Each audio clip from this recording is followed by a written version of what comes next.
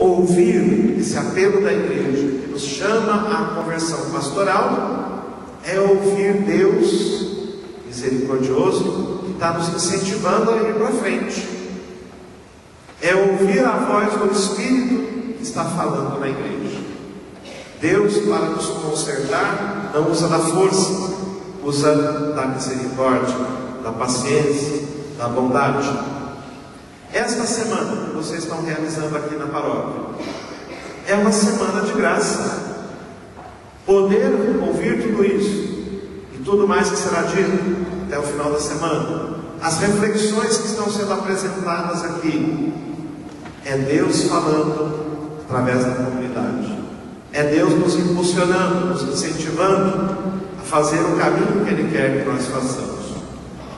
Os nossos tempos, meus irmãos, tem aquela fase da adolescência, que alguns falam que é a adolescência, né? Um pouco de rebeldia, da criança que quer se impor, que quer fazer sua vontade. Ali é um momento de crise. Mas no que sentido que é essa crise? No sentido de que ali a pessoa vai deixando uma fase e vai assumindo uma outra.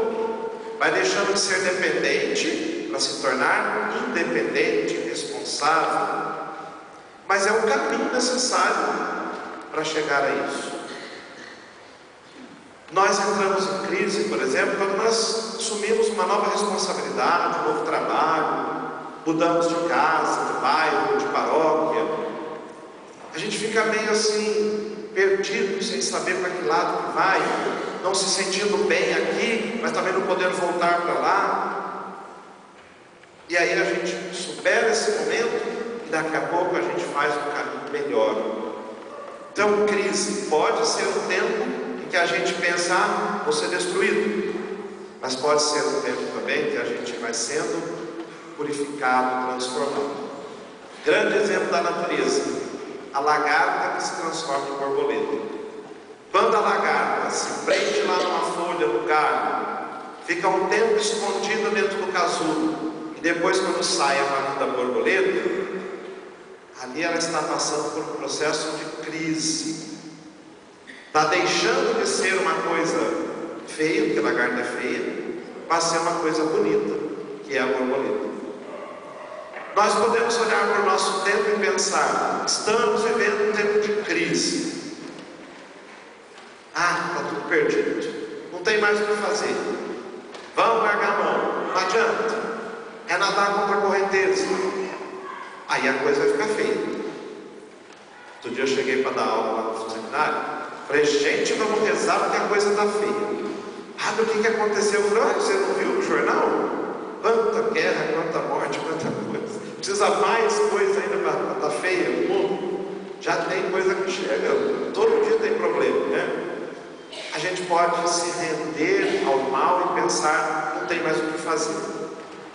A gente pode também pensar o seguinte, esse tempo, com suas dificuldades, está pedindo de nós novas posturas, novas iniciativas, novas atitudes.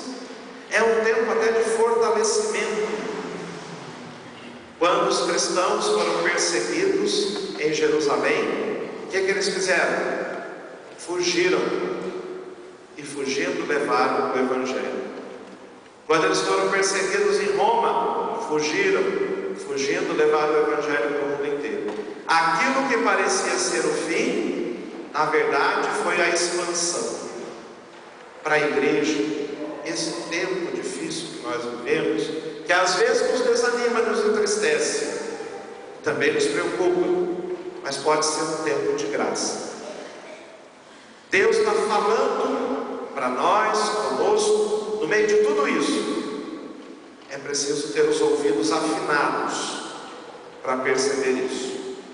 Quando a gente está no meio de uma festa barulhenta, alguém fala conosco, a gente não entende, né? Só vê a pessoa mexendo com a boca, mas não sabe o que está dizendo.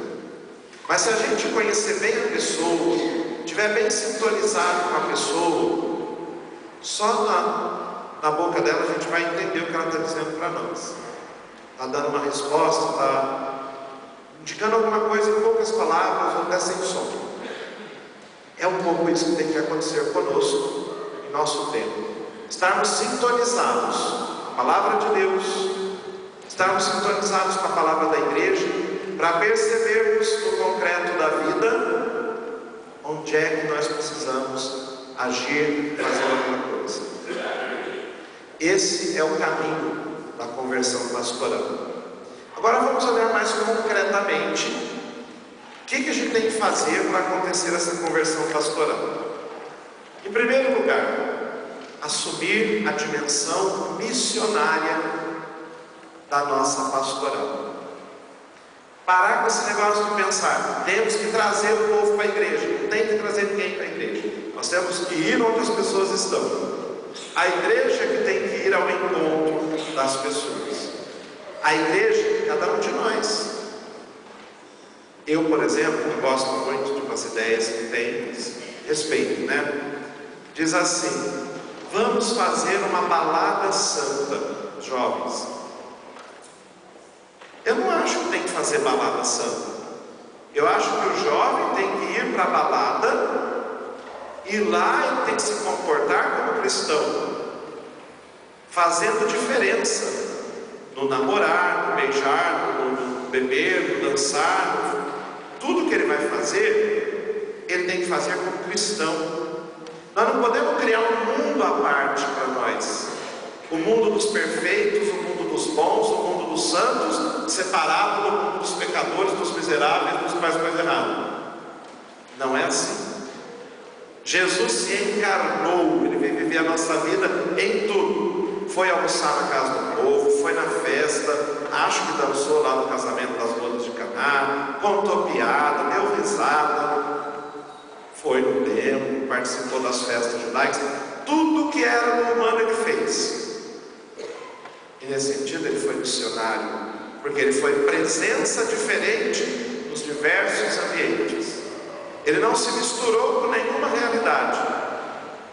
Comia com os pecadores, mas não era pecador. Foi na casa de Zaqueu, mas foi lá para resgatar Zaqueu, não para partilhar do erro de Zaqueu. É por aqui, gente, que a coisa vai.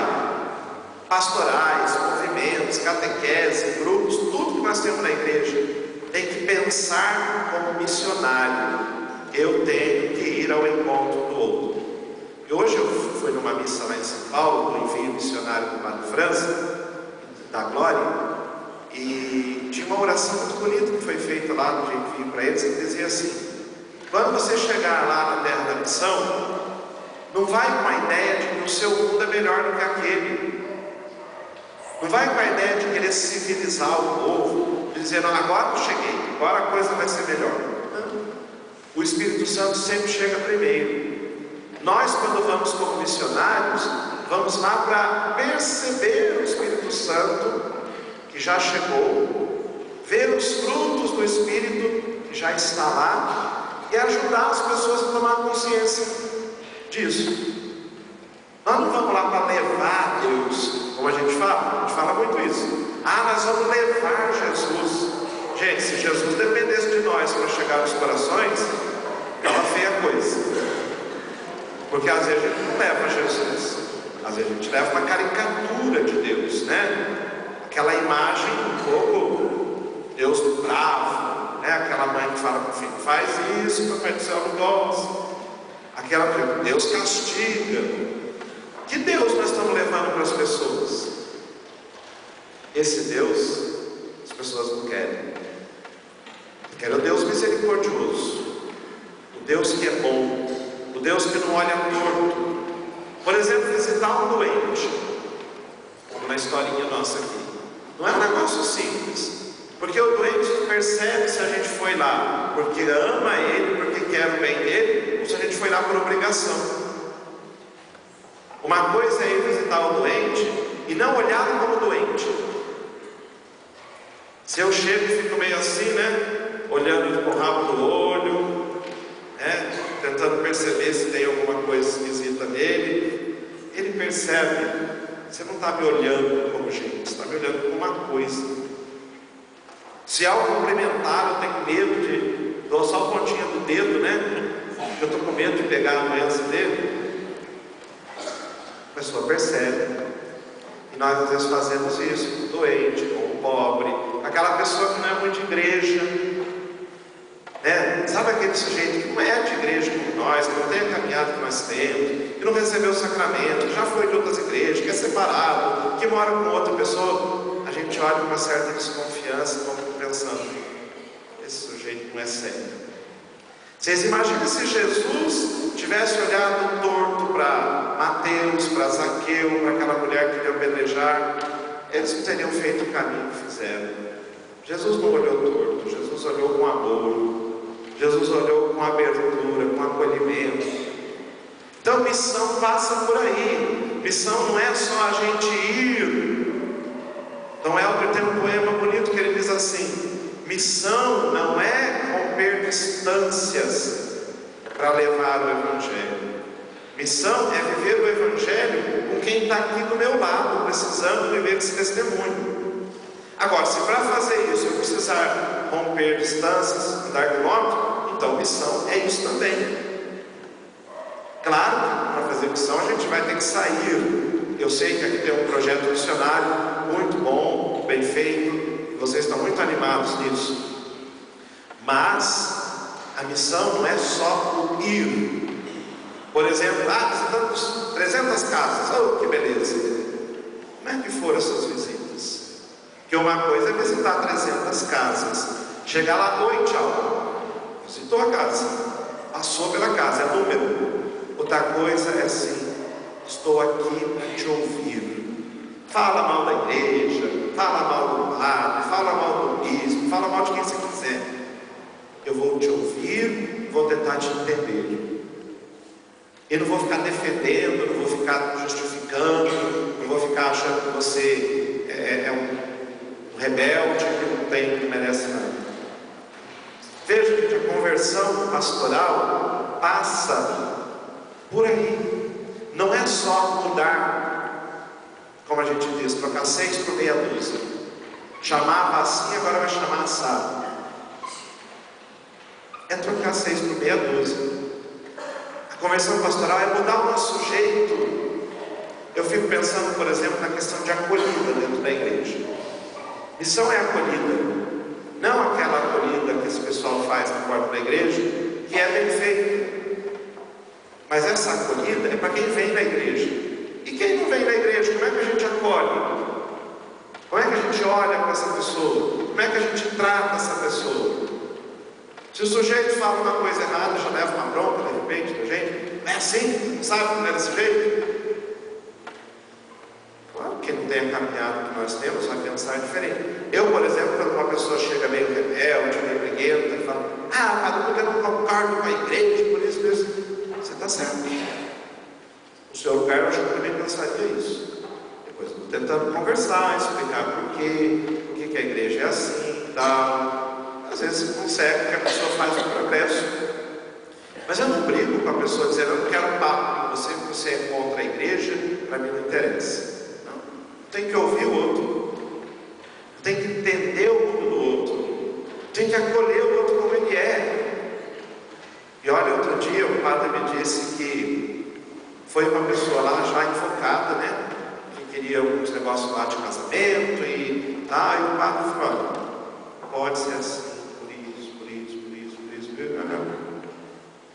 Terminou a história, o cara ficou convencido que o casamento dele ia ser na igreja, como deve ser e tal. Falou: padre, o senhor não quer celebrar o casamento? Falou assim: mas por que eu conheço você? Não, porque o Senhor teve tempo para nós. O Senhor explicou as coisas. O Senhor entendeu o nosso pensamento. Fosse aquele padre que chegasse e dissesse: vocês são os burros, vocês não entendem nada de igreja, vocês vêm aqui querendo fazer as coisas, dizer para nós como é que nós temos que fazer. O cara sairia lá bravo com o padre, com todos os padres, com a igreja e com Deus. E não é assim que acontece em muitos casos. Conversão pastoral não é só fazer mais coisas, é fazer o que a gente já faz com um jeito diferente. Não sei aqui, em muitos lugares, quando as pessoas vão visitar um grupo, uma pastoral, elas chegam lá sem jeito, sem entender muito aquele mundo nosso, nossa linguagem,